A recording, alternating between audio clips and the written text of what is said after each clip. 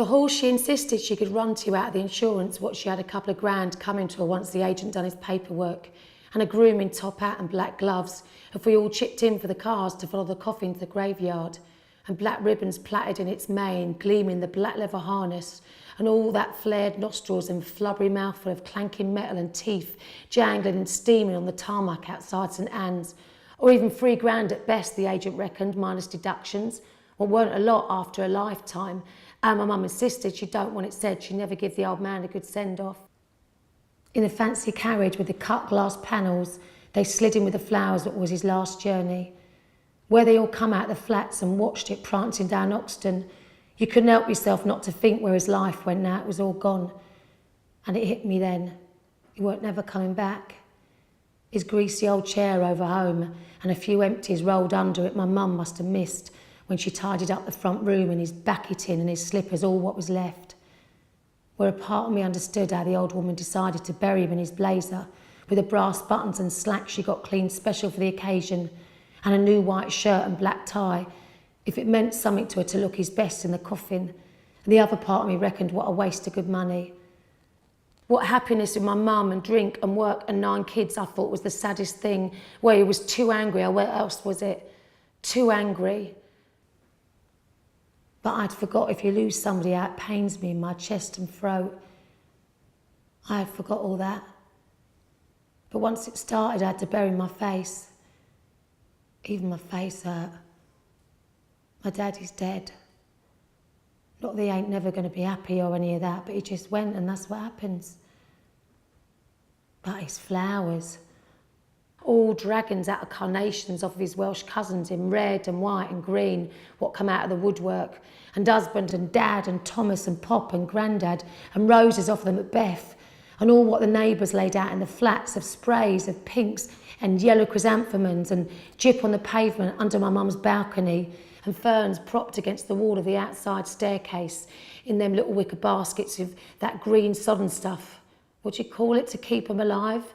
So plentiful, even our Alan got choked up looking for the bouquet he ordered off the florist. He reckoned set him back 200 quid. What got lost in all the floral tributes off of our neighbours, if they weren't thin on the ground, like the old man was somebody, or out of respect for my mum, where people knew her life and never blamed her for nothing, what made her feel better if she sniffed in a hollow voice, how we was well liked around here in spite of everything. Where I come into the damp darkness of St Anne's, and Billy sat at the back with Maggie and a minder from the clinic or nurse, what used to be on the stuff by the look of him. But he must have knocked it on the head now and wants to share his experience. I blow my nose and set Billy off crying in the church. All the bad things he's done and laughing, all the good things he is going to put everything right with his kids and the old woman and that while he still has the chance.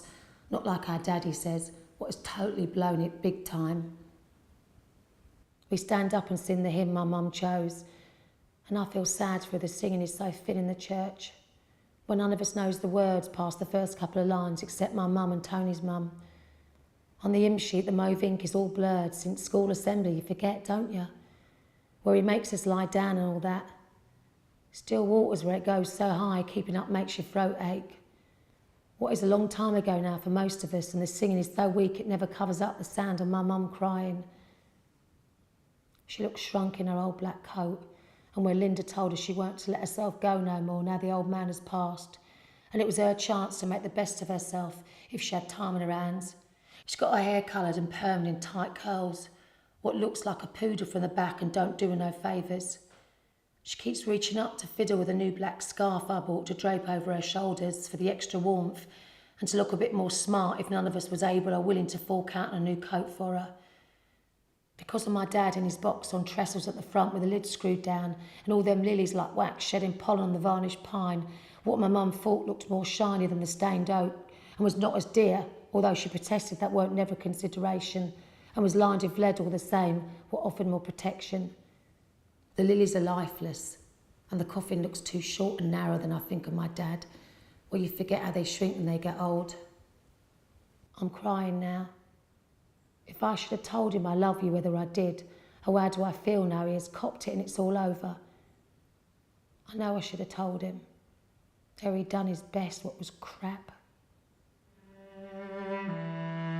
But I'm smiling.